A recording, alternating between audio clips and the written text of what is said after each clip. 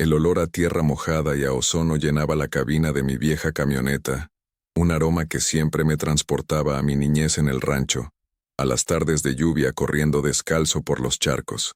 Pero esa noche, el recuerdo no traía consuelo, sino un escalofrío que me recorría la espalda, erizándome el vello de los brazos.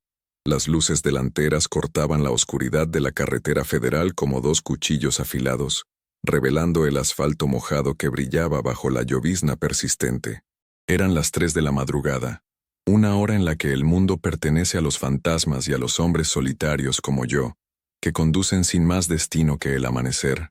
A lo lejos, vi el letrero verde y blanco, casi devorado por la maleza. San Pedro de las Corrientes, 10 kilómetros. Y justo después del letrero, la curva. No cualquier curva. Era la curva del suspiro, el lugar donde la vida de mi abuelo Ramiro se había apagado hacía 50 años. La gente del pueblo le puso ese nombre porque decían que el viento soplaba allí con un lamento, como si la tierra misma llorara una pérdida. Para mí, era simplemente el lugar donde una parte de mi alma se había quedado anclada para siempre. Mi abuelo murió en esa curva a las 3:15 de la mañana.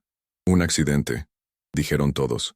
El viejo camión de carga, un mastodonte de fierro y madera que él amaba como a un hijo, se había quedado sin frenos en la pendiente.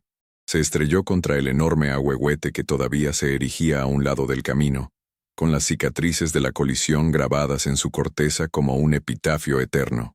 Yo tenía apenas 8 años, pero el recuerdo de aquella noche era tan nítido como el dolor en el pecho de mi abuela, la llamada, los gritos ahogados de mi madre, el viaje en silencio hasta el lugar del desastre, donde las luces rojas y azules de las patrullas pintaban una escena macabra en la oscuridad. Desde entonces, cada vez que pasaba por ahí, sentía una opresión en el pecho, una mezcla de tristeza y respeto. Reducía la velocidad, bajaba el volumen de la radio y rezaba una pequeña oración en silencio. Era un ritual, un pacto no escrito entre mi abuelo y yo. Pero anoche fue diferente. Mientras me acercaba a la curva, con la lluvia arreciando y el golpeteo rítmico de los limpiaparabrisas marcando el tiempo de mis pensamientos, lo vi. Al principio, creí que era un truco de la luz, una sombra proyectada por los árboles meciéndose con el viento, pero no. Era una figura humana, de pie, justo en el acotamiento, en el punto exacto donde el camión de mi abuelo había salido del camino. Estaba inmóvil, con la lluvia cayéndole encima, una silueta oscura contra la negrura de la noche. Mi primer instinto fue de alerta. ¿Un asaltante? ¿Alguien con el coche descompuesto? Pero la figura no parecía amenazante. Llevaba ropa que parecía de otra época, un sombrero de ala ancha y un gabán largo que el viento agitaba. Y entonces, lentamente, alzó un brazo. No era una señal de auxilio desesperada, sino un gesto deliberado, casi solemne. Me estaba haciendo señas. A mí. El corazón me dio un vuelco. Pisé el freno instintivamente. Las llantas rechinaron sobre el asfalto mojado. La camioneta se detuvo a unos 20 metros de la figura. Las luces altas la bañaron por completo, pero su rostro seguía en la sombra, oculto por el ala del sombrero. Sentí un miedo primario, un terror helado que no tenía nada que ver con la lógica. Mi mente gritaba que arrancara, que pisara el acelerador y no mirara atrás. Pero mis manos, mis pies, mi cuerpo entero, estaban paralizados. Era como si una fuerza invisible me retuviera allí, anclado a ese preciso instante. La figura bajó el brazo lentamente y permaneció quieta, como esperando. ¿Qué esperaba? ¿Que bajara del coche? En medio de la nada, a las 3:15 de la madrugada, en el lugar exacto de una tragedia familiar. La razón me decía que era una locura, pero algo más profundo, una voz en mi interior que sonaba sospechosamente como la de mi abuelo, me susurraba que no había nada que temer. Me quedé allí, con el motor en marcha y las manos aferradas al volante, por lo que parecieron horas. La figura no se movió, no hizo otro gesto, solo estaba allí, presente, una pregunta silenciosa en la noche. Recordé las historias de mi abuela. Ella nunca creyó la versión del accidente. Tu abuelo conocía ese camión mejor que la palma de su mano, Santiago, me decía, con los ojos llenos de una convicción inquebrantable. Y conocía esa carretera como si él mismo la hubiera dibujado. A tu abuelo me lo mataron, mijo. Le cortaron las alas. En ese entonces yo era un niño, y sus palabras me sonaban a la fantasía de una mujer rota por el dolor. Pero ahora, con esa figura enigmática frente a mí, las palabras de mi abuela resonaban con una fuerza nueva, aterradora. ¿Y si tenía razón? ¿Y si esto no era un fantasma, sino un mensaje? Una señal enviada a través de 50 años de silencio para decirme que la historia que todos conocíamos era una mentira. La lluvia comenzó a amainar, transformándose en una brisa fina que empañaba el parabrisas. La figura pareció disolverse en la niebla que se levantaba del asfalto caliente. Parpadeé, y cuando volví a abrir los ojos, ya no estaba. El acotamiento estaba vacío. Solo quedaba el viejo ahuehuete, el viento susurrando entre sus hojas y el latido desbocado de mi propio corazón. Por un momento, dudé de mi propia cordura. ¿Lo había imaginado todo? El cansancio, la soledad del camino, la carga emocional del lugar. Podría ser, pero el frío que sentía no era solo por el clima. Era un frío que nacía desde adentro, desde la certeza de que acababa de presenciar algo que cambiaría mi vida para siempre. Apagué las luces altas, puse la direccional como si fuera a incorporarme a un tráfico inexistente, y con una lentitud casi ceremonial, volví a poner la camioneta en movimiento. Pasé junto al árbol, mirando el lugar donde la figura había estado. No había nada, pero yo sabía lo que había visto, y sabía, con una certeza que desafiaba toda lógica, que no podía seguir ignorando la voz de mi abuela, ni el gesto silencioso de aquel espectro en la carretera. Mi viaje ya no era hacia el amanecer. Mi viaje, a mis 62 años, apenas comenzaba.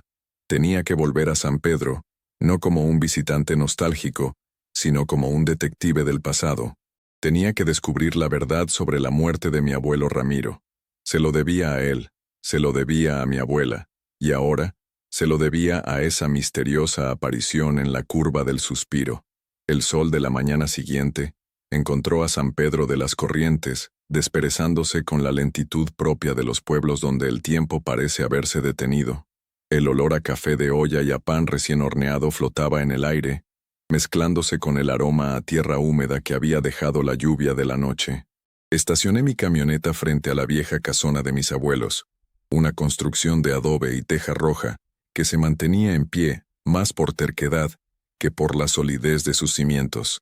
La pintura blanca estaba descascarada, y la bugambilla morada trepaba por las paredes como si intentara abrazar la estructura para que no se viniera abajo. Hacía años que nadie vivía aquí de forma permanente. Después de la muerte de mi abuela, mis padres y yo nos mudamos a la capital, y la casa quedó como un mausoleo de recuerdos, un lugar al que volvíamos en vacaciones para reconectar con nuestras raíces. Pero esta vez, mi regreso era diferente. No venía a descansar, venía a desenterrar. La llave giró en la cerradura con un chirrido oxidado. Empujé la pesada puerta de madera, y una bocanada de aire viciado, cargado de polvo y nostalgia, me recibió. Todo estaba como lo recordaba. Los muebles cubiertos con sábanas blancas, el retrato de mi abuelo en la pared de la sala, su mirada seria pero amable, pareciendo seguirme desde el marco de plata. Era un hombre apuesto, de bigote bien recortado, y ojos que, según mi abuela, contenían toda la sabiduría del campo. Ramiro no era solo un transportista, era un visionario.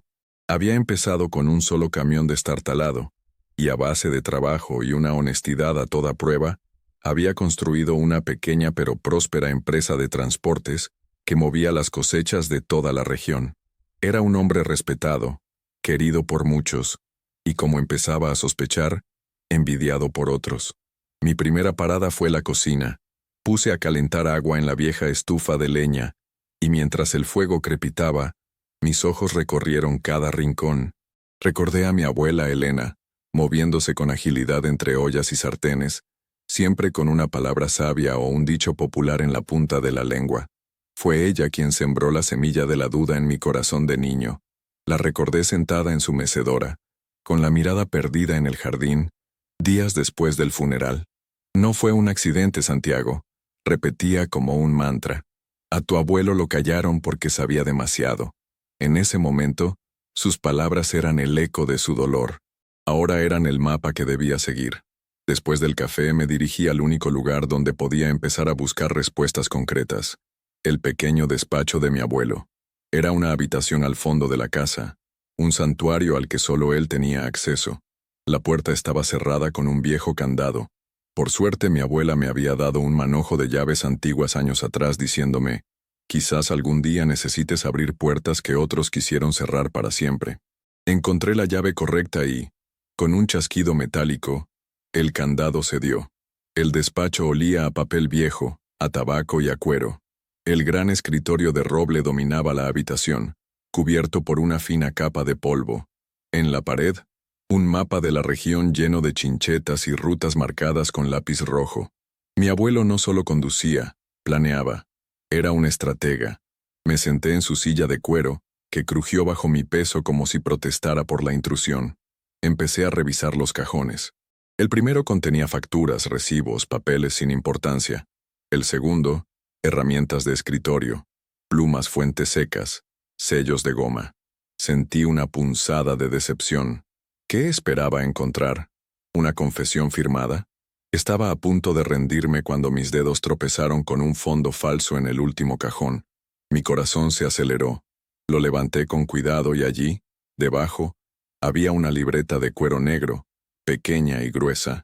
No era un libro de contabilidad oficial, era un diario personal, o algo muy parecido. La abrí con manos temblorosas. La caligrafía de mi abuelo era elegante, firme. Las primeras páginas eran anotaciones sobre el negocio, costos de diésel, mantenimiento de los camiones, nombres de clientes. Pero a medida que avanzaba el tono cambiaba. Empezaba a mencionar un nombre con insistencia. Valdivia. Ricardo Valdivia. Un empresario de la capital que había llegado al pueblo con promesas de progreso, comprando tierras a precios de risa y estableciendo un monopolio sobre la distribución de los productos agrícolas. Mi abuelo, con su pequeña flota, era el único que se interponía en su camino, el único que ofrecía a los campesinos una alternativa justa para sacar sus cosechas. Las últimas entradas eran de las semanas previas a su muerte. Hablaban de reuniones tensas, de ofertas que sonaban más a amenazas. Valdivia no entiende de razones, solo de poder, escribió mi abuelo en una entrada. Cree que todo el mundo tiene un precio. Me ofreció comprarme la empresa por una suma ridícula. Cuando me negué, su sonrisa se borró. Vi algo en sus ojos, una frialdad que hiela la sangre.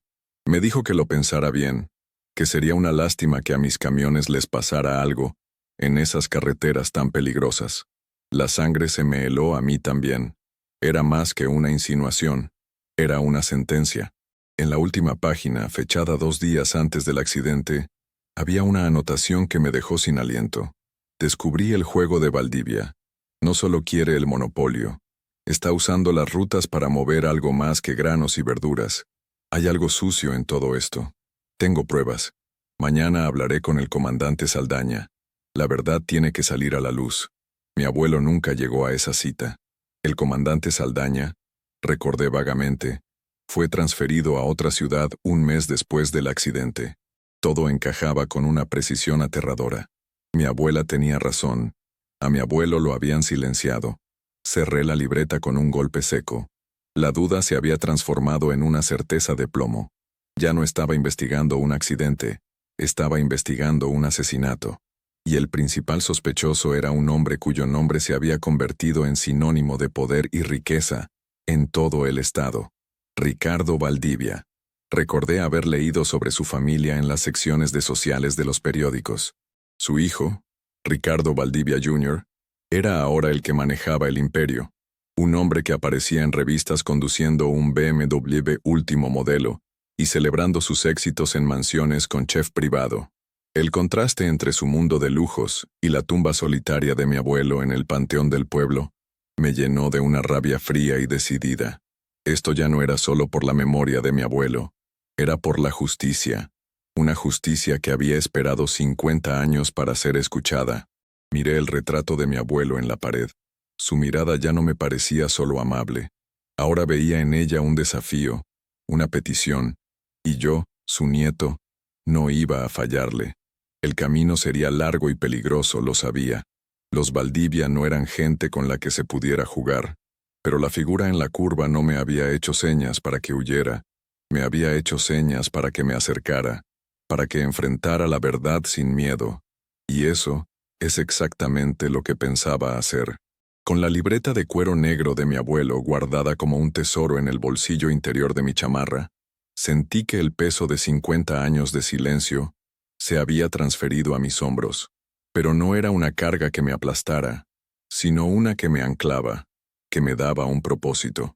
Sabía que enfrentarme a la familia Valdivia no sería sencillo.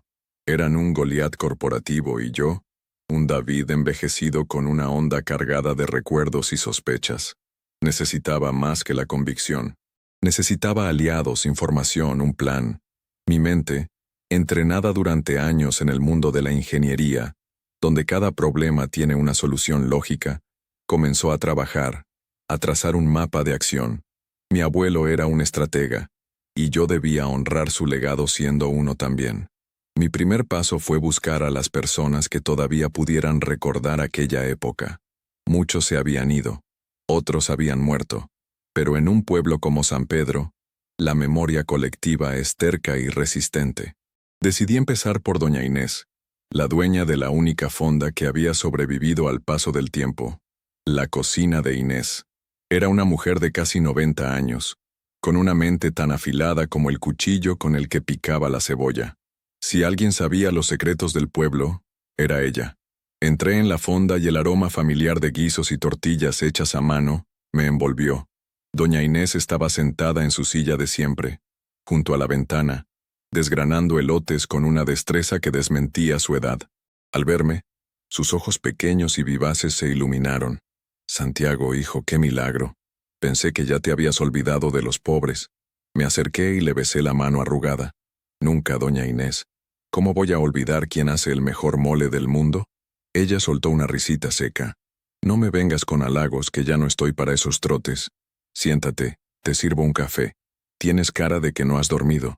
Mientras me servía el café de olla, humeante y especiado, me estudió con la mirada. No vienes solo de visita, ¿verdad? Hay algo en tus ojos. La misma mirada que tenía tu abuelo Ramiro cuando algo le preocupaba. Tomé un sorbo de café, dejando que el calor me reconfortara. Doña Inés, necesito que me hable de él, de los días antes de su muerte. La sonrisa de la anciana se desvaneció. Dejó la jarra sobre la mesa y se sentó frente a mí. Su rostro se tornó serio. Hay cosas que es mejor dejar enterradas, Santiago. Revolver el pasado solo trae dolor. El dolor ya está ahí, doña Inés. Lleva 50 años. Lo que busco ahora es la verdad, repliqué, mi voz firme. Ella suspiró, un sonido largo y cansado. Tu abuelo era un buen hombre, demasiado bueno para este mundo, justo. Y eso, en un lugar donde la justicia se compra y se vende, es peligroso. Me contó sobre la llegada de Ricardo Valdivia, un hombre encantador en la superficie, pero con la frialdad de una serpiente por dentro. Recordaba cómo empezó a presionar a los agricultores, cómo los ahogaba con préstamos para luego quedarse con sus tierras. Tu abuelo fue el único que le plantó cara. Organizó a los campesinos, les ofreció tarifas justas, les dio una esperanza. Valdivia lo odiaba por eso. Lo veía como una piedra en su zapato. Le pregunté si recordaba algo específico, alguna amenaza. Amenazas directas, no. Ese tipo era muy listo para eso. Pero sí recuerdo a sus hombres, unos matones con cara de pocos amigos, merodeando por el pueblo. Y recuerdo al propio Valdivia, en esta misma fonda, una semana antes de la tragedia. Estaba con el comandante Saldaña. Se reían, brindaban, parecían los mejores amigos. Mi sangre se heló. El comandante Saldaña, el mismo que mi abuelo iba a ver con las pruebas. La corrupción era más profunda de lo que imaginaba. Le agradecí a doña Inés su ayuda. Al salir, me dijo en voz baja, «Ten cuidado, Santiago. El árbol puede ser viejo, pero las raíces son largas y profundas, y la fruta que da sigue siendo venenosa». Sus palabras resonaron en mi cabeza mientras caminaba por la plaza del pueblo. Necesitaba encontrar a alguien que hubiera trabajado directamente con mi abuelo, alguien que conociera los camiones, la operación. Recordé un nombre que mi padre mencionaba a veces. Javier, el joven mecánico que era la sombra de mi abuelo, su protegido. Javier se había ido del pueblo poco después del accidente. Nadie supo a dónde. Encontrar a un hombre del que solo tenía un nombre de pila y un recuerdo vago sería como buscar una aguja en un pajar. Regresé a la casa de mis abuelos y me sumergí de nuevo en los papeles del despacho. Entre un fajo de facturas viejas, encontré una carpeta con los expedientes de los empleados. Y allí estaba, Javier Morales. Había una dirección en un pueblo de Jalisco, pero era de hacía 50 años. También había una pequeña foto en blanco y negro, de un joven de unos 20 años, con el pelo engominado y una sonrisa tímida. Era una pista, por pequeña que fuera. Pasé los siguientes días haciendo llamadas, buscando en registros públicos en línea, una tarea tediosa y frustrante. La era digital no siempre se lleva bien con los fantasmas del pasado. Finalmente, a través de un viejo contacto de mi época de ingeniero que trabajaba en el gobierno, conseguí un posible paradero, un Javier Morales, de la edad correcta, que había cruzado la frontera hacía más de 40 años, y ahora vivía en un pequeño pueblo en el Valle de San Joaquín, en California. Trabajaba en los campos, como tantos otros paisanos. La decisión fue instantánea. Tenía que ir. Tenía que hablar con él. Compré un boleto de avión para Fresno. Mientras hacía la maleta, una sensación de irrealidad me invadió. Hacía una semana, mi vida era una rutina tranquila, una jubilación anticipada en la Ciudad de México. Ahora estaba a punto de cruzar la frontera para perseguir una sombra, siguiendo las pistas de un diario y la aparición de un posible fantasma. Pensé en los Valdivia, en su mundo de opulencia. Recordé un artículo sobre una gala benéfica en Beverly Hills, a la que había asistido Ricardo Valdivia Jr., y su esposa, quien lucía un collar que, según la revista, valía más que toda la manzana donde se encontraba la casa de mis abuelos. El contraste era obsceno. Mi abuelo había muerto por defender a los humildes, y su asesino había construido un imperio sobre su tumba, un imperio que le permitía codearse con la élite, lejos de la sangre y el barro de San Pedro de las Corrientes. La rabia me dio fuerzas. Esta no era una simple venganza familiar. Se había convertido en una lucha de clases, una batalla contra la impunidad que el dinero y el poder otorgan. Miré de nuevo la libreta de mi abuelo. En sus páginas no solo había números y nombres, había una filosofía de vida, un código de honor. Él creía en la justicia, en la palabra dada, en el trabajo honrado. Yo tenía que demostrar que esos valores no habían muerto con él en aquella curva. Mi viaje a California no era solo para encontrar a un testigo, era para encontrar el eslabón perdido de la historia, la pieza que me permitiría reconstruir la verdad y quizás encontrar un poco de paz para mi abuelo, para mi abuela, y para el niño de 8 años que todavía lloraba su pérdida en algún rincón de mi corazón. El aire de California era diferente al de San Pedro, seco, cálido y cargado con el aroma dulce de los cultivos que se extendían hasta donde alcanzaba la vista. Alquilé un coche en el aeropuerto de Fresno y conduje hacia el pequeño pueblo donde supuestamente vivía Javier Morales. El paisaje, aunque rural, era de una escala distinta. Campos inmensos, sistemas de riego de alta tecnología, una agricultura industrializada que contrastaba con las pequeñas parcelas que recordaba de mi niñez. Sin embargo, los rostros de la gente que veía en las calles polvorientas del pueblo eran familiares. Rostros curtidos por el sol, manos trabajadoras, la misma mirada resiliente de los campesinos de mi tierra. Encontrar a Javier no fue difícil. En una comunidad tan unida todos se conocen. Pregunté por él en una pequeña tienda de abarrotes que vendía productos mexicanos. El dueño, un hombre amable de bigote canoso, me indicó una modesta casa al final de una calle sin pavimentar, con un pequeño jardín delantero donde crecían chiles y jitomates. Me acerqué con el corazón latiéndome en el pecho. ¿Y si se negaba a hablar? ¿Y si el miedo, después de tantos años, seguía intacto? Toqué la puerta. Una mujer menuda, con el cabello blanco recogido en un chongo, abrió. Era su esposa, María. Le dije que era el nieto de Ramiro, de San Pedro de las Corrientes. Su expresión cambió al instante. Una mezcla de sorpresa y recelo. Me hizo pasar a una pequeña sala de estar, decorada con fotos familiares y una imagen de la Virgen de Guadalupe.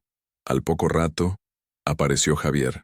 Era un hombre de unos 70 años, encorvado por el trabajo, con la piel surcada de arrugas profundas.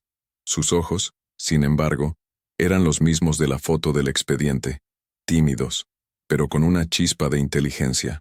Al verme, palideció. «Usted es igualito a don Ramiro», murmuró, su voz un hilo apenas audible. Me invitó a sentarme. El silencio en la habitación era denso, pesado. María nos trajo vasos de agua de Jamaica y se retiró discretamente. Javier no me quitaba los ojos de encima. Finalmente, rompí el hielo. «Javier, sé que ha pasado mucho tiempo, pero necesito su ayuda. Necesito saber qué pasó realmente el día que murió mi abuelo». Javier bajó la mirada, sus manos nudosas temblando sobre sus rodillas. «No hay nada que contar. Fue un accidente, una desgracia», dijo, pero su voz carecía de convicción. Parecía estar recitando una lección aprendida de memoria. Saqué la libreta de cuero de mi abuelo y la puse sobre la mesita de centro. Mi abuelo no pensaba lo mismo. Estaba a punto de denunciar a Ricardo Valdivia. Al ver la libreta, los ojos de Javier se llenaron de lágrimas. El dique de contención que había construido durante 50 años comenzó a resquebrajarse. «Fue mi culpa», susurró, la voz rota por el llanto contenido. «Fui un cobarde». Y entonces, la historia brotó de sus labios como un torrente, una confesión que había estado envenenando su alma durante medio siglo. Me contó que 2 días antes del accidente, 2 hombres lo interceptaron al salir del taller. Eran los matones de Valdivia. Lo llevaron a un lugar apartado y le pusieron una pistola en la cabeza. Le dijeron que sabían que tenía una madre enferma y 2 hermanas pequeñas. Le dejaron claro que si no cooperaba, su familia sufriría las consecuencias. Su misión era sencilla y brutal: sabotear los frenos del camión de mi abuelo, no de forma obvia, sino de una manera que pareciera un fallo mecánico por el uso. Le dieron instrucciones precisas, una pieza que debía limar, un líquido que debía añadir al sistema para que fallara en el momento de mayor presión, como en la bajada de la curva del suspiro. «Yo no quería hacerlo, se lo juro por lo más sagrado», dijo Javier sollozando abiertamente. «Don Ramiro era como un padre para mí. Me enseñó todo lo que sé. Me dio una oportunidad cuando nadie más lo hizo. Pero el miedo me paralizó. Pensé en mi madre, en mis hermanitas. La noche anterior al último viaje de mi abuelo, Javier cumplió con la orden. Mientras todos dormían, entró al taller y cometió el acto que lo atormentaría por el resto de su vida. A la mañana siguiente, cuando don Ramiro se subió al camión, me sonrió y me dio una palmada en la espalda. «Buen trabajo, muchacho», me dijo. «Este camión funciona como un reloj». Esa fue la última vez que lo vi. Cada noche, durante 50 años, he visto su rostro en mis sueños. He escuchado sus últimas palabras. Unos días después del funeral, los mismos hombres volvieron a buscarlo. Le dieron un sobre con dinero y un boleto de autobús solo de ida a Tijuana. Me dijeron que desapareciera, que si alguna vez volvía a San Pedro o abría la boca, encontrarían a mi familia donde quiera que estuviera. Y yo les creí. Huí como un cobarde. Crucé la frontera. Trabajé en lo que pude, mandando dinero a mi madre hasta que murió. Nunca volví. Escuché su relato en silencio, una mezcla de rabia y una profunda compasión bullendo en mi interior. Rabia hacia Valdivia y su crueldad sin límites. Compasión por este hombre, una víctima más en el juego de poder de un monstruo. Javier no era un asesino. Era un joven aterrorizado al que le habían puesto una elección imposible. El verdadero culpable era Ricardo Valdivia, el hombre que ordenó el crimen desde la comodidad de su lujosa oficina, sin mancharse las manos. Cuando Javier terminó de hablar, estaba exhausto, como si se hubiera quitado un peso mortal de encima. Me miró, con los ojos rojos e hinchados. «Perdóneme, Santiago, perdóneme». «No soy yo quien tiene que perdonarlo, Javier», le dije con suavidad. «Usted ha cargado con la culpa de otro hombre toda su vida, pero ahora tiene la oportunidad de hacer lo correcto. Su testimonio es lo único que tengo». El miedo volvió a asomarse a sus ojos. «Pero los Valdivia ahora son más poderosos que nunca. Su hijo es... Lo sé, lo interrumpí. Pero el miedo no puede seguir ganando. Mi abuelo murió por defender lo que era justo. No podemos dejar que su sacrificio haya sido en vano. Permanecimos en silencio por un largo rato. Podía ver la lucha interna en su rostro, la lealtad a mi abuelo contra el terror a los Valdivia. Finalmente, asintió lentamente. «Está bien», dijo, su voz apenas un susurro, pero firme. «Hablaré. Le debo eso a don Ramiro. Le debo mi vida». Sentí una oleada de alivio y gratitud. Tenía la pieza clave. Tenía el testimonio del único testigo vivo del sabotaje. El camino hacia la justicia se había abierto de par en par, pero también sabía que el peligro era más real que nunca. Al decidir hablar, Javier se ponía en la mira de una familia que no dudaría en silenciar a cualquiera que amenazara su imperio. Y yo, al traerlo de vuelta a la luz, me convertía en su principal enemigo. La batalla final estaba por comenzar. El regreso a México fue tenso. Javier y yo viajamos en mi coche alquilado hasta la frontera, cruzamos por San Isidro, y luego tomamos un vuelo desde Tijuana a Guadalajara, para después movernos por tierra. Queríamos ser lo más discretos posible. Javier estaba visiblemente nervioso, mirando constantemente por encima del hombro, sobresaltándose con cada ruido. Traté de tranquilizarlo, pero yo mismo sentía un nudo de aprensión en el estómago. Habíamos despertado a un gigante dormido, y no sabía cuán violenta sería su reacción. Decidí no llevar a Javier directamente a San Pedro. Sería demasiado peligroso. Lo instalé en una pequeña casa de huéspedes en un pueblo cercano, un lugar tranquilo donde nadie lo conocía. Mi siguiente paso era crucial, y debía ser ejecutado con la precisión de un cirujano. Sabía que un testimonio de 50 años de antigüedad, de un hombre asustado y sin pruebas físicas, sería destrozado por el ejército de abogados de los Valdivia. El sistema legal a menudo no está del lado de la verdad, sino del que tiene más recursos. No podía enfrentarlos en su terreno. Tenía que cambiar las reglas del juego. Mi plan no era buscar una condena penal, que sería casi imposible de conseguir. Mi objetivo era la justicia moral, la restauración del honor de mi abuelo y la exposición pública de la verdad. Los Valdivia habían construido su imperio sobre una mentira. Su reputación, su imagen de filántropos y empresarios exitosos, era su mayor activo, y por lo tanto, su mayor vulnerabilidad. Iba a atacar precisamente eso. Pasé los siguientes días encerrado en el despacho de mi abuelo, con la libreta, las notas de mi conversación con Javier y toda la información que pude recopilar sobre el imperio Valdivia. Me di cuenta de que Ricardo Valdivia Jr. estaba en medio de una expansión internacional, buscando inversionistas extranjeros y tratando de posicionar su empresa como un modelo de ética y responsabilidad social, una ironía cruel que planeaba utilizar en su contra. Recordé cómo, en un artículo de una revista financiera, se jactaba de que su compañía operaba con la máxima transparencia, un legado de su padre, a quien describía como un pionero visionario. La hipocresía era asfixiante. Contacté a una vieja amiga de la universidad, Sofía, que ahora era una periodista de investigación de renombre, conocida por su tenacidad y su aversión a los poderosos corruptos. Le conté la historia, desde la aparición en la curva hasta la confesión de Javier. Al principio se mostró escéptica, como era natural, pero cuando le mostré la libreta de mi abuelo y le di los detalles de la confesión de Javier, su instinto periodístico se encendió. Vio el potencial de una historia monumental. «Santiago, esto es dinamita», me dijo por teléfono, su voz cargada de emoción. «La historia de un crimen fundador, el pecado original de una de las familias más poderosas del país. Pero necesitamos ser cuidadosos. Si damos un paso en falso, nos aplastarán antes de que podamos publicar una sola palabra». Acordamos trabajar juntos. Sofía se encargaría de la investigación periodística, de buscar registros antiguos, de corroborar la transferencia del comandante Saldaña, de rastrear el crecimiento anómalo de la fortuna de Valdivia justo después de la muerte de mi abuelo.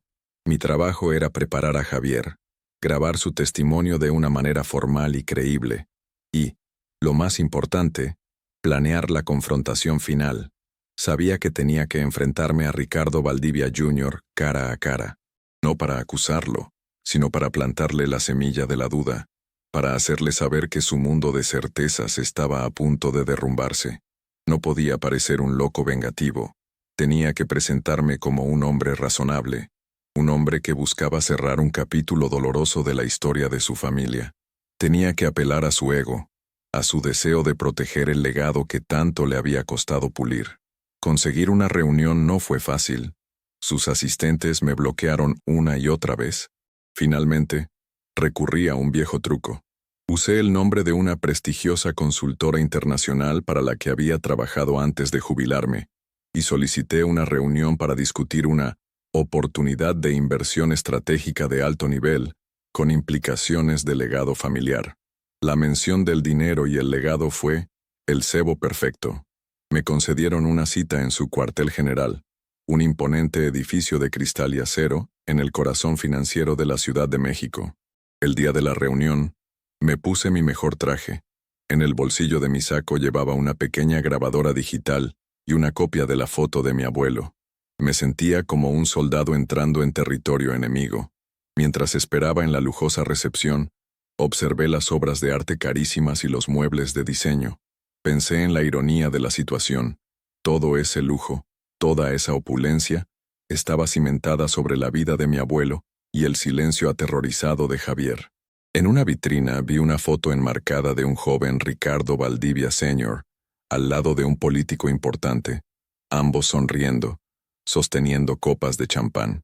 Recordé las historias de mi abuela sobre cómo esos hombres de negocios sellaban sus tratos en exclusivos clubes privados, donde las tarjetas Black eran más comunes que las servilletas de papel.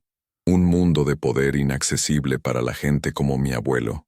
Finalmente, una asistente me hizo pasar al despacho de Ricardo Valdivia Jr. Era una oficina enorme, con una vista panorámica de toda la ciudad. Él estaba de espaldas mirando por el ventanal. Se giró lentamente. Era un hombre de mi edad, impecablemente vestido con un traje de diseñador, un reloj caro en la muñeca y una expresión de autoconfianza casi arrogante. Señor, consultó un papel en su escritorio. Guzmán, ¿qué puedo hacer por usted? Señor Valdivia, comencé, mi voz tranquila pero firme. Mi nombre es Santiago Guzmán. Soy el nieto de Ramiro Guzmán. Al escuchar el nombre de mi abuelo, una casi imperceptible sombra cruzó por su rostro. Su sonrisa profesional se tensó ligeramente. La batalla acababa de empezar. No tenía un ejército, ni abogados, ni poder, pero tenía la verdad. Y a veces, como me enseñó mi abuelo, la verdad es el arma más poderosa de todas. El aire en la oficina de Ricardo Valdivia Jr. se volvió denso, cargado de una tensión palpable. Su máscara de amabilidad corporativa se había agrietado, revelando una expresión de cautela y sorpresa. Se recompuso rápidamente, forzando una sonrisa. Guzmán, Ramiro Guzmán. Me temo que el nombre no me resulta familiar. Mi padre conoció a mucha gente en sus días. Era una mentira y ambos lo sabíamos. Su reacción inicial lo había delatado. Permítame refrescarle la memoria, dije, manteniendo mi tono calmado y respetuoso. Avancé hacia su escritorio y coloqué sobre la pulida superficie de caoba la vieja fotografía en blanco y negro que había encontrado en el despacho de mi abuelo. En ella se veía a un joven Ramiro y a un igualmente joven Ricardo Valdivia Sr., de pie junto a uno de los camiones, dándose la mano. La imagen capturaba un momento de aparente camaradería, una promesa de negocios que pronto se tornaría mortal. Valdivia Jr. miró la foto, y por un instante, vi un destello de genuina curiosidad en sus ojos antes de que la frialdad volviera a apoderarse de ellos. Una vieja foto. Entiendo. Mi padre fue un hombre de negocios. Construyó esto desde cero. ¿A qué viene todo esto, señor Guzmán? Se recostó en su silla de cuero, un trono desde el cual observaba el mundo, tratando de proyectar una imagen de control total.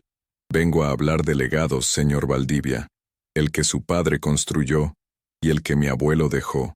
Legados que, aunque muy diferentes, quedaron inexplicablemente entrelazados una noche de hace 50 años, en una curva de una carretera federal cerca de San Pedro de las Corrientes. Pronuncié cada palabra con cuidado, observando su reacción. Su mandíbula se tensó. No estaba acostumbrado a que le hablaran de esa manera, a que alguien del pasado invadiera su presente aséptico y exitoso. Fue un accidente trágico. Lo lamento por su familia, dijo, su tono despectivo como si estuviera hablando de un inconveniente menor. Pero no veo qué tiene que ver eso conmigo o con mi empresa hoy en día. Ahí es donde se equivoca. Continué, inclinándome ligeramente hacia adelante. Porque los cimientos de un legado son importantes. Si los cimientos son débiles, si están construidos sobre, digamos, irregularidades, toda la estructura corre el riesgo de venirse abajo. Y su empresa, ahora que busca expandirse, que busca inversionistas que valoran la ética y la transparencia por encima de todo, no puede permitirse tener cimientos podridos. Su rostro se endureció. ¿Me está amenazando, señor Guzmán? La pregunta fue un susurro helado. En lo absoluto, respondí con calma. Estoy ofreciéndole una oportunidad. La oportunidad de hacer lo correcto, de limpiar una vieja mancha que quizás usted ni siquiera sabía que existía. Yo no busco dinero, señor Valdivia. La fortuna que usted heredó está manchada, y ningún dinero puede limpiar eso. Busco algo más valioso. La verdad. Saqué una segunda copia de la libreta de mi abuelo, una copia que había hecho para esta ocasión, y la deslicé sobre el escritorio junto a la foto. Mi abuelo era un hombre meticuloso. Lo anotaba todo. En sus últimas semanas, escribió mucho sobre su padre, sobre sus reuniones, sus ofertas, sus amenazas. También escribió sobre las pruebas que había reunido en su contra, pruebas que estaba a punto de entregar a las autoridades antes de su oportuno accidente. Valdivia Jr. no tocó la libreta. La miró como si fuera una serpiente venenosa. Podía ver el engranaje de su mente trabajando a toda velocidad, calculando, evaluando la amenaza. Probablemente pensaba que yo era un chantajista, alguien buscando un pago para desaparecer. No quiero su dinero, repetí, leyéndole el pensamiento. Quiero que el nombre de mi abuelo sea limpiado. Quiero que la verdad de por qué murió se sepa. Y tengo un testigo. El mecánico que trabajó en el camión de mi abuelo. El hombre al que los empleados de su padre obligaron, a punta de pistola, a sabotear los frenos. Ha vivido en silencio y con miedo durante 50 años, pero ha decidido hablar. Su testimonio completo, grabado y notariado, está en un lugar seguro. Esta fue la estocada. La mención de un testigo vivo, un testimonio directo, cambió por completo la dinámica. Su fachada de control se desmoronó. Vi el pánico en sus ojos, un pánico que trató desesperadamente de ocultar.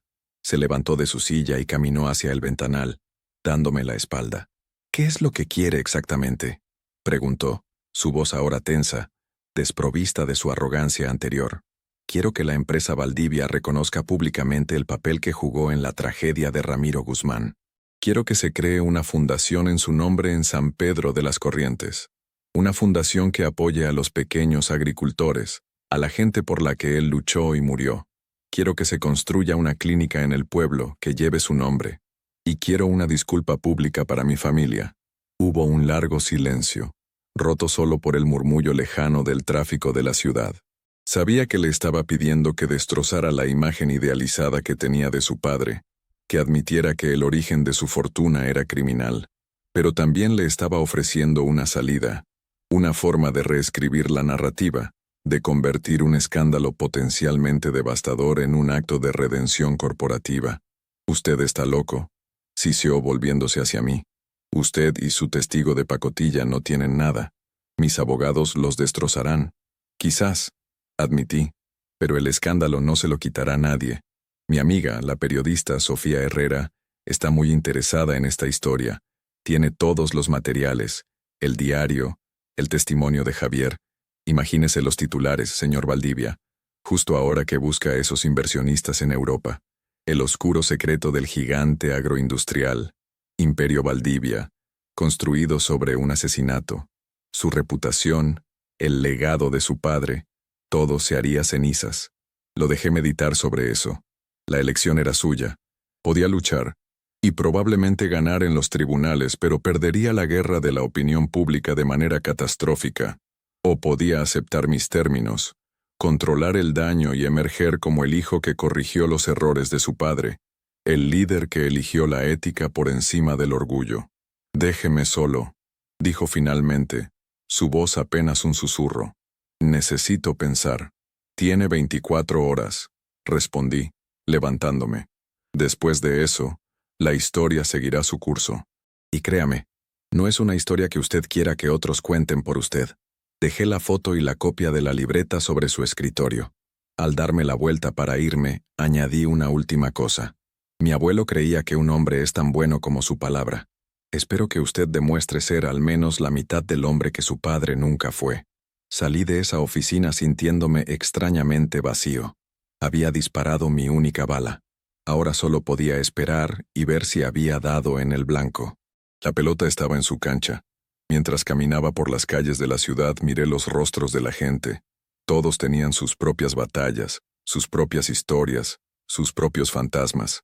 La mía estaba a punto de llegar a su fin, de una manera u otra. Ya no se trataba solo de justicia para mi abuelo, sino de demostrar que, incluso después de 50 años, la verdad tiene una manera de encontrar su camino hacia la luz. Las siguientes 24 horas fueron las más largas de mi vida. Me refugié en un pequeño hotel en el centro histórico, lejos del lujo y el poder del distrito financiero. Apagué mi celular. No quería hablar con nadie, ni siquiera con Sofía.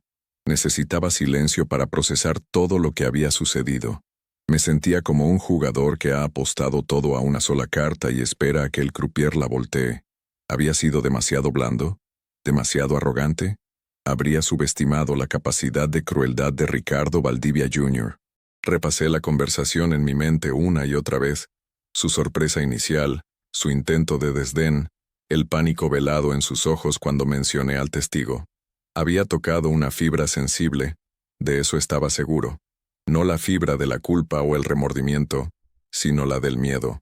El miedo a perderlo todo. El miedo a que su mundo perfecto, construido sobre una mentira, se derrumbara. En el mundo de los Valdivia, la imagen lo era todo. Un escándalo de esa magnitud sería como un terremoto. Mientras las horas pasaban, la duda comenzó a carcomerme. ¿Y si decidía eliminar la amenaza de la manera en que su padre lo había hecho 50 años atrás? ¿Y si enviaba a sus hombres a buscar a Javier? ¿O a mí? Un escalofrío me recorrió. Llamé a Javier a la casa de huéspedes. Su voz sonaba asustada. Le dije que se mantuviera encerrado, que no hablara con extraños, que estábamos en la recta final. Le prometí que todo saldría bien, aunque yo mismo no estaba seguro. La mañana siguiente, justo cuando el plazo de 24 horas estaba a punto de expirar, sonó el teléfono de mi habitación. Era un número desconocido. Contesté con el corazón en un puño. «Señor Guzmán», dijo una voz formal y sin emociones. «Le habla el licenciado Cárdenas del Departamento Legal de Empresas Valdivia. El señor Valdivia ha considerado su propuesta. Está dispuesto a reunirse para discutir los términos». Sentí una oleada de alivio tan intensa que tuve que sentarme en el borde de la cama. Había funcionado. Había elegido el camino de la autoprotección. La reunión se fijó para esa misma tarde en las oficinas de un prestigioso bufete de abogados en Polanco, un territorio neutral. Sabía que sería una negociación dura, que intentarían minimizar los daños, reducir mis demandas, envolverlo todo en un lenguaje legal que ocultara la verdad. Pero yo tenía la ventaja moral y no pensaba ceder en lo esencial. Llamé a Sofía y le conté las novedades. Se emocionó y me ofreció contactar a su propio abogado para que me acompañara. Acepté. No podía ir solo a un nido de víboras. Mi amigo, el abogado, era un hombre mayor, experimentado y con la piel curtida en 1000 batallas legales. Le resumí el caso, y aunque sacudió la cabeza ante mi audacia, aceptó ayudarme. «No vamos a ganar un juicio, Santiago», me advirtió, «pero podemos ganar la paz. Y eso, a veces, vale más». La reunión fue exactamente como la había imaginado. En una sala de juntas impersonal y lujosa, nos sentamos frente a Ricardo Valdivia Jr. y 3 de sus abogados, hombres con trajes caros y rostros inescrutables. Valdivia no me miró a los ojos. Dejó que sus abogados hablaran. Negaron cualquier acto criminal, por supuesto. Hablaron de acusaciones infundadas, de malentendidos históricos, pero estaban allí para negociar, y eso era lo único que importaba. Durante 4 horas discutimos cada punto. Intentaron reducir la donación, cambiar el nombre de la fundación, convertir la disculpa pública en un comunicado de prensa vago, pero mi abogado y yo nos mantuvimos firmes. Cada vez que intentaban rebajar una de mis condiciones, yo mencionaba sutilmente el nombre de Sofía Herrera y su inminente reportaje. La amenaza velada funcionó. Sabían que yo no estaba blufeando. Finalmente, llegamos a un acuerdo. Se redactaría un documento legal que ambas partes firmarían. Empresas Valdivia crearía la Fundación Ramiro Guzmán para el Desarrollo Agrícola de San Pedro, con un fondo inicial sustancial. Financiarían la construcción y el equipamiento de la Clínica Comunitaria Ramiro Guzmán. Y lo más importante para mí, publicarían un anuncio a página completa en los principales periódicos nacionales. El texto, que negociamos palabra por palabra, hablaría de reconocer y reparar una injusticia histórica y ofrecería una sincera y profunda disculpa a la familia Guzmán por los eventos que llevaron a la trágica y prematura muerte de su patriarca. No era una confesión de asesinato, pero para quien supiera leer entre líneas, era una admisión de culpabilidad innegable. Cuando salimos de esa oficina, ya era de noche, me sentía agotado, pero en paz. Habíamos ganado. No de la manera en que la gente ve en las películas, con el villano siendo esposado. Habíamos ganado de una manera más sutil, más real. Habíamos obligado al poder a arrodillarse ante la verdad. Habíamos restaurado el honor de un hombre bueno, y en el proceso, habíamos asegurado un futuro mejor para el pueblo que él tanto amaba. Al día siguiente, llevé a Javier de vuelta a San Pedro. Cuando llegamos, la noticia del acuerdo ya se había esparcido como la pólvora. La gente nos esperaba en la entrada del pueblo. Doña Inés estaba allí, con lágrimas en los ojos. Abrazó a Javier, quien lloró en su hombro como un niño. «Bienvenido a casa, hijo», le dijo. «Ya no tienes que huir». Para Javier, ese fue el verdadero final de su exilio, el perdón de su comunidad. Esa tarde fui solo a la curva del suspiro. Me paré en el acotamiento, en el mismo lugar donde había visto la figura semanas atrás. El sol se estaba poniendo, tiñendo el cielo de tonos naranjas y morados.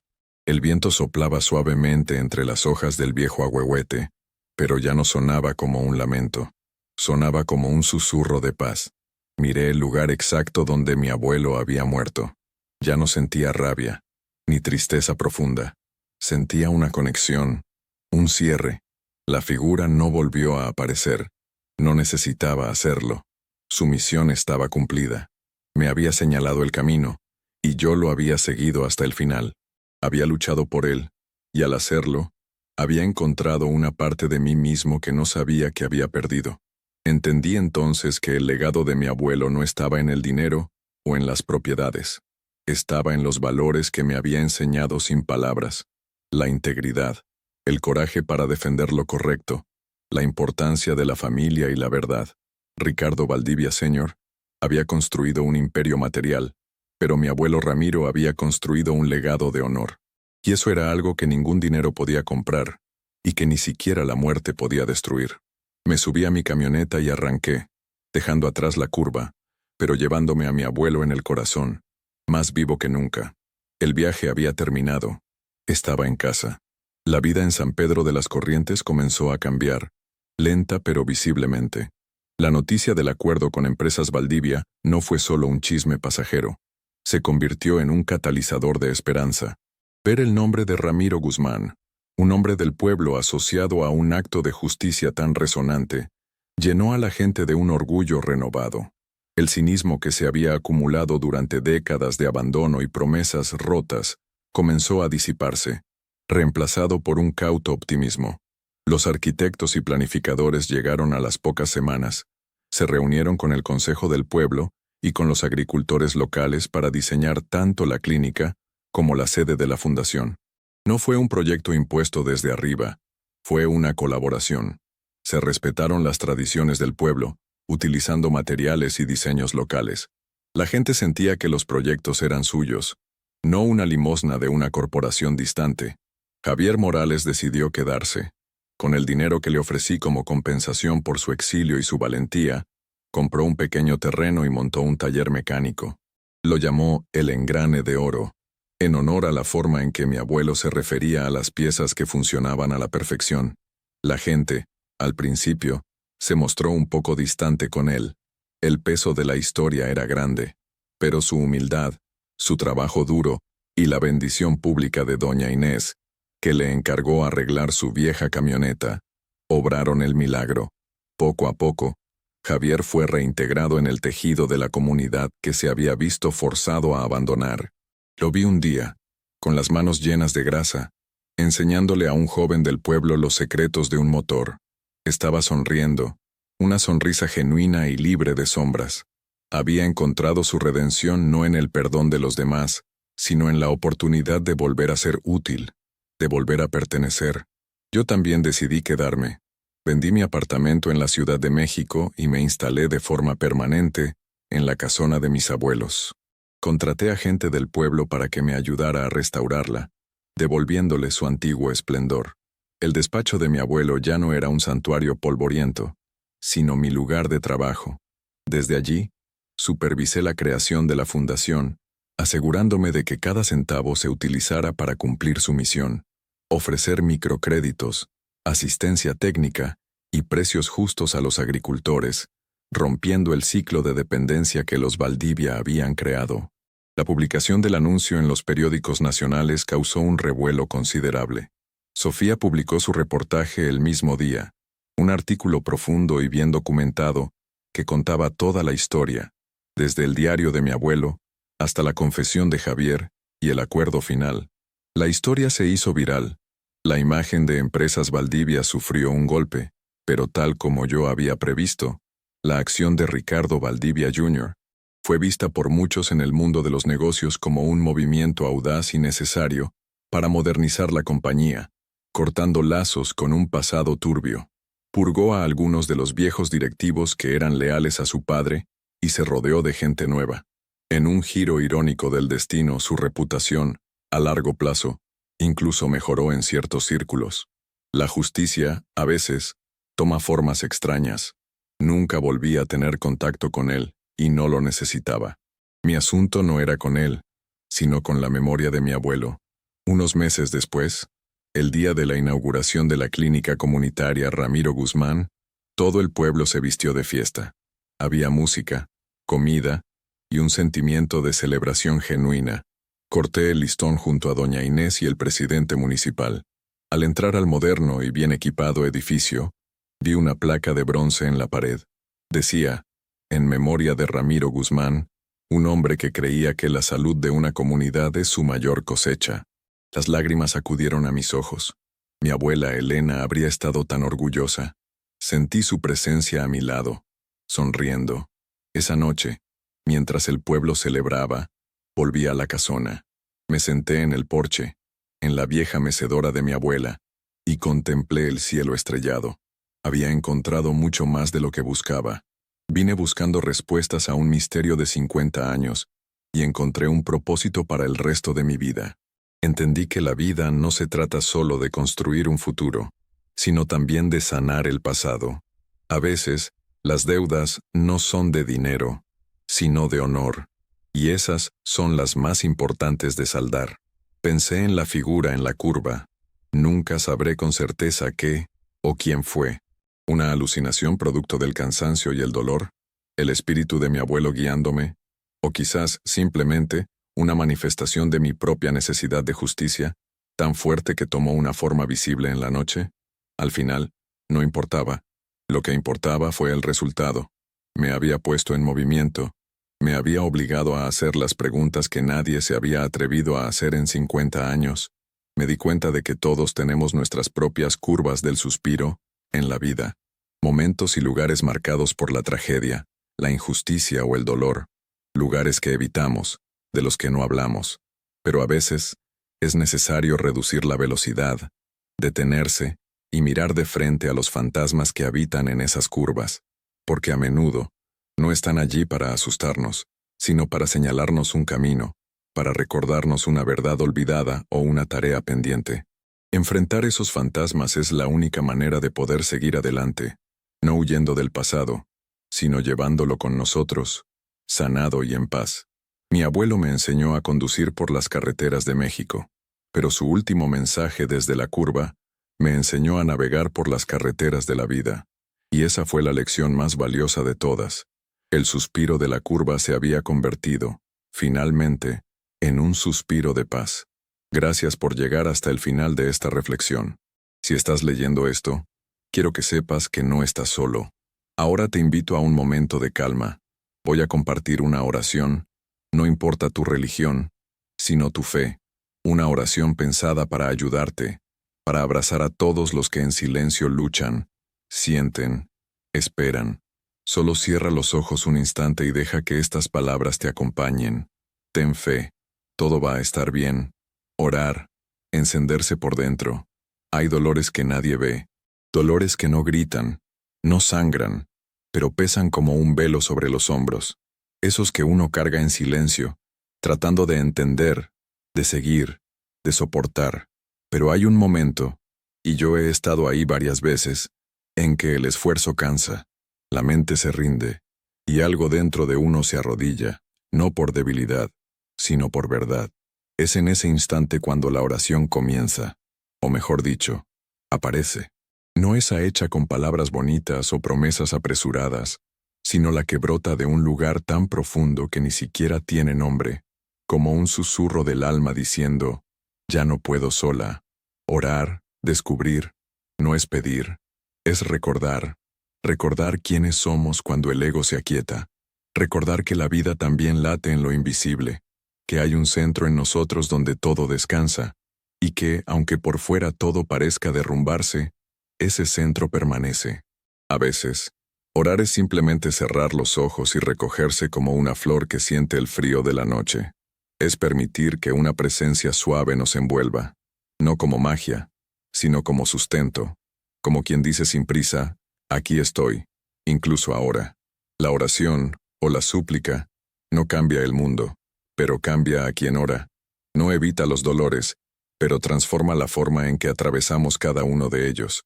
Nos da una mirada más tierna, un corazón menos endurecido, un paso más firme, incluso en la oscuridad. Es como si por un instante, el alma flotara por encima del tiempo y regresara al cuerpo con más paz. No una paz ruidosa, sino esa que solo quien ha pasado por el caos puede reconocer. Orar es afinar la escucha. La mente se calla y la intuición despierta. Las respuestas no siempre vienen en palabras. A veces son solo percepciones, toques sutiles, un calor en el pecho. La oración ilumina lo que estaba turbio, deshace nudos que ni sabíamos que teníamos. Y lo más bonito es que no tiene que ser complicado. Orar es hablar con Dios, con el universo, con esa inteligencia amorosa que nos habita y nos envuelve, incluso cuando lo olvidamos. Y no tiene que sonar bonito. No necesitas saber rezar, no necesitas entender nada sobre la fe. Puede ser un desahogo en la ducha, una lágrima en la almohada, una frase susurrada antes de dormir. Cuídame. Puede ser incluso el silencio, cuando el dolor es tan profundo que no salen palabras. Dios entiende todo eso. El universo escucha lo que el corazón no sabe decir. No hay una forma correcta. Hay presencia. Y cada vez que nos permitimos ese encuentro, aunque sea sin ritual, aunque sea sin certeza, es oración. Es tan simple, tan al alcance. Orar es solo recordar que no estamos solos. Y entonces, un día, sin darnos cuenta, nos volvemos oración. La forma de caminar, de tocar, de callar, todo empieza a vibrar distinto. Ni siquiera hace falta decir nada. Solo estar ahí ya es oración viva. Y hasta en los días en que no logramos orar, y sí, hay días así, el alma sigue orando por nosotros. El espíritu no olvida de dónde viene. Al final, orar es eso, encenderse por dentro, y dejar que esa luz nos guíe, incluso cuando no sabemos el camino. Me encantaría saber qué te pareció esta historia. Déjame un comentario abajo. Cuéntame qué sentiste, o si te recordó algo, o a alguien. Me ayuda mucho a saber qué tipo de historias les gustan. También si tienes alguna idea para una futura historia o un tema del que te gustaría que hablara, compártela. Y por favor, cuéntame desde qué ciudad o país me estás leyendo. Me llena de alegría saber hasta dónde llegan estas reflexiones. Como una pequeña forma de agradecerte por tu tiempo y tu apoyo al canal, he dejado en el primer comentario fijado unas recetas de tés relajantes y unos postres sin azúcar que mi abuela solía preparar. Son un apapacho para el alma. Gracias por